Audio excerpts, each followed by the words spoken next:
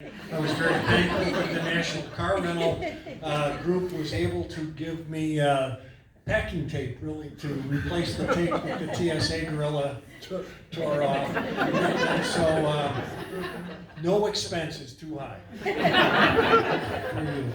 And so, where I really want to start out is a remembrance of Ron's military heritage. We all know that he's a Navy guy. I met Ron 2 weeks after I joined the company, and I'll get to that in a minute. But what do you know about Ron's particular branch of the Navy? We are fellow Navy guys, but that's about where it stops. What's his particular branch? Submariner, right? Yeah. In fact, he reeks of the submarine service.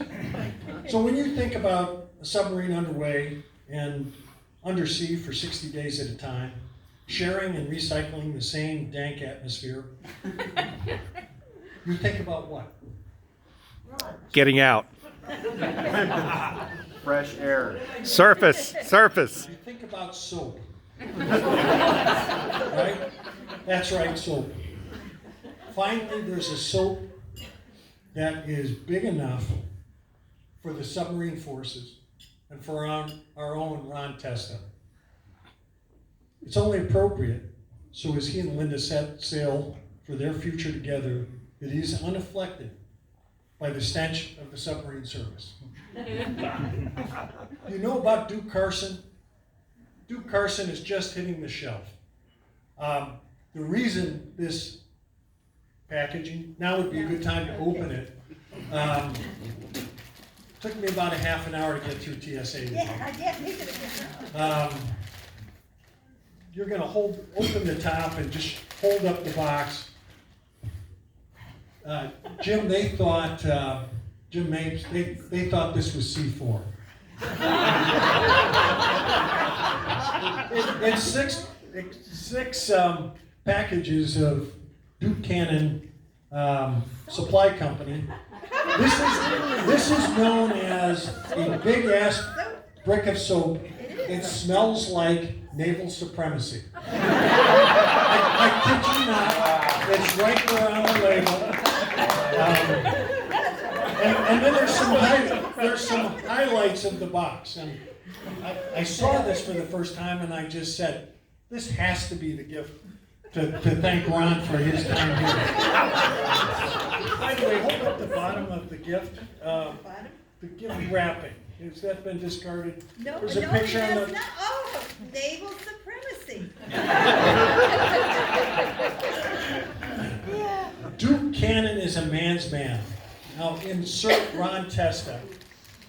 Duke Cannon doesn't dine with vegans, and he could give a damn about your new selfie stick. Duke Cannon comes from a different era, an era when men had a greater purpose than building spreadsheets and spending their Saturday afternoon shopping for the perfect pair of chinos. I saw this and I just said, this smells like Ron Testa.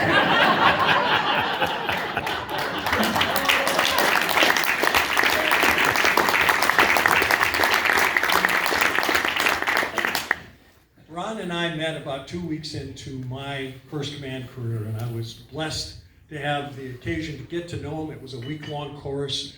It was called Higher Ground. Some other people called it other things. Ron being one of those.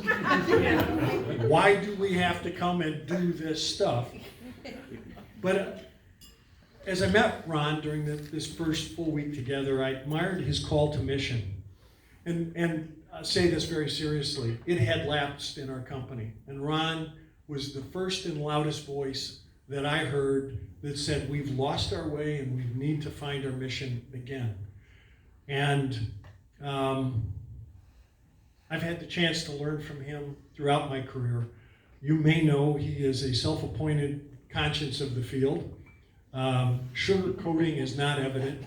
He is glad to give you in whatever dose he thinks you can sustain. And for me, it was wonderful because you need the truth. And Ron was one of those guys that never cut the truth. He'd give praise when praise was due, both times. And he gave critical feedback with a love for the company and the mission and the things that we do together, the things that you all do together. And I remember, God, it wasn't very long, I think 3 or 4 months into maybe 4 or 5 months into my first year here, and I got a chance to come and spend time with this office, and I got a sense of camaraderie and love, and the culture that the company talked about was evident here in spades every day. It was just fun to watch people get together. Stacy, you've done a magnificent job of roasting Ron. Actually, all of you did. Like, you can't write this stuff. You can't pay professional writers. This comes from the heart. But, you know, you may guys have Italian skirmishes across the aisle, but you love each other, and you make each other better people. And, you know, let me leave you with a question. Do you know a person, let alone a couple, with a bigger heart that gives more than these two? I love you, brother.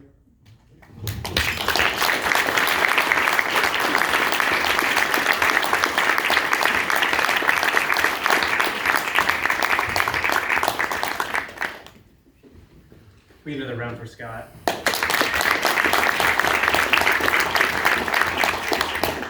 Thank you, Scott, so much. Another very, very special guest, again, all the way from Texas. Very unique in this case. This is Chip Payne. For many of you know who he is, but for those of you that don't, he is the son of the founder of our company, First Command. So having him here is an incredible honor tonight. It's funny because Ron told me, or I told Ron, we fed him little bits of information, and I said to him, I said, you know, Chip's coming, just want to give you a heads up. And he goes, oh no. And I said, what? And I thought you'd be excited. And he said, he owes me. And I'm like, oh man. So, without any further ado, please, Chip Payne.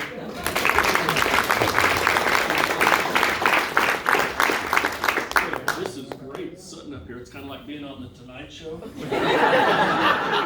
I'm not sure who Ed is and who's Johnny. Anyway, let's take a trip down memory lane. 1988.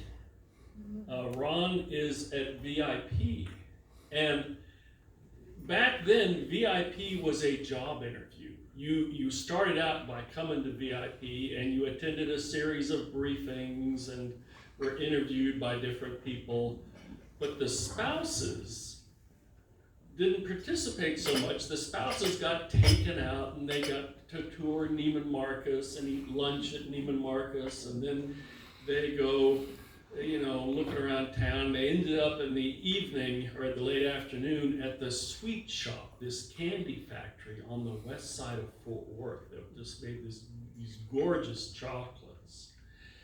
While the potential agents are being grilled back in the home office. And so I'm not sure, but I'm guessing Linda didn't get to participate in that. No, she didn't, because I don't think she had met Ron back in '88. So, to make up for that oversight, I have for Linda a box of chocolates, Fudge Love, from the Sweet Shop.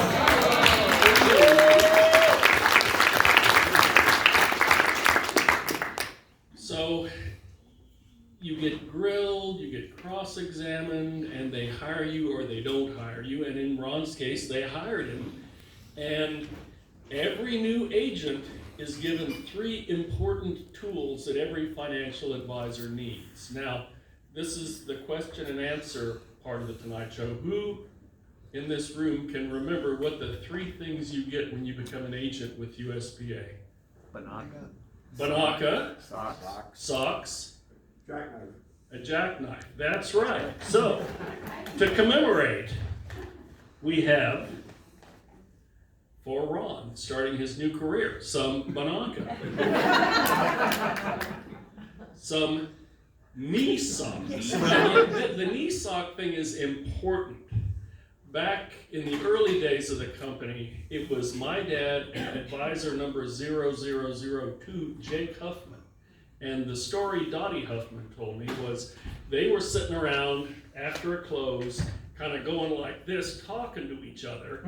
And she looks down and says, I don't like looking at your hairy legs. Why don't you guys wear knee socks? And the light goes on in my dad's head and in Jake Huffman's head, and we said, we'll make all the agents wear knee socks, so none of the spouses get turned off by their hairy legs. So those are for you. And lastly, they were given a Barlow knife with the USPA and IRA emblem on it, and they were instructed that they had to use this to trim their fingernails and trim their nose hairs so not to offend any potential clients. Now, you'll notice that the logo on that knife is the two USPA logos, and it's a blue that's a slightly lighter blue than some of you remember. In the early years of the company, the logo, which were called footballs, were the same color blue as the Dallas Cowboys, not the Seattle Seahawks, but the Cowboys. And in the late 70s, the Cowboys changed their color blue to a slightly darker color. The USPA color blue changed to a slightly darker color. So there we are. Okay, so we got the knife with the logos on it. Okay. So those are the three things you need, and you started your training, and then pretty soon you were certified to start working with clients, and you started out at the bottom of the commission grid, which was called the A basis. Did I get that right, John? The A basis? And then you did a little better, you got more experience, and you moved up to the B basis, and then finally you got to the X basis, which was the highest multiplier on the commission grid. And in addition to getting more money, you got a very special gift. You got an 8x10 black and white glossy photograph of my dad, autographed by him, and it said, "Congratulations." Now the sad thing is, my dad had passed away in '88, so Ron never got one of those. So another oversight that I'm here to correct. So here is an 8x10 black and white glossy photograph of my dad. Not autographed by my dad, but I got someone else to autograph it for you, so.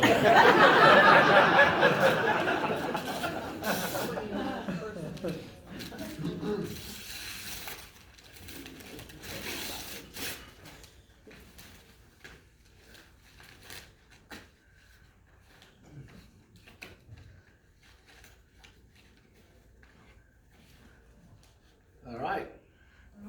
There we go.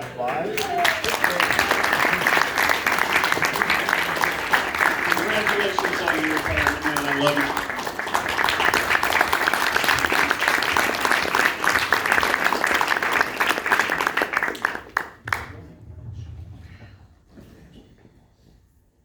Awesome. How special was that? Can we get one more hand for Chip Payne, please? Table out there is full. This is full. Wow. What are you gonna do with all this stuff? You need a bigger house. Linda, I sense a remodel project. Another one. He wants to do it himself. Awesome. Well, we've got a special presentation actually. Oh, not yet? Okay, perfect. So what we're going to do is, we're going to have a special presentation. What we're going to do for a minute is actually take a quick break. So if everybody wants to stand up, we got dessert in the back table over there, or somewhere. There's dessert. We already ate dessert. Perfect. Well, let's about a 3-minute stretch break, and then we've got a quick video for you.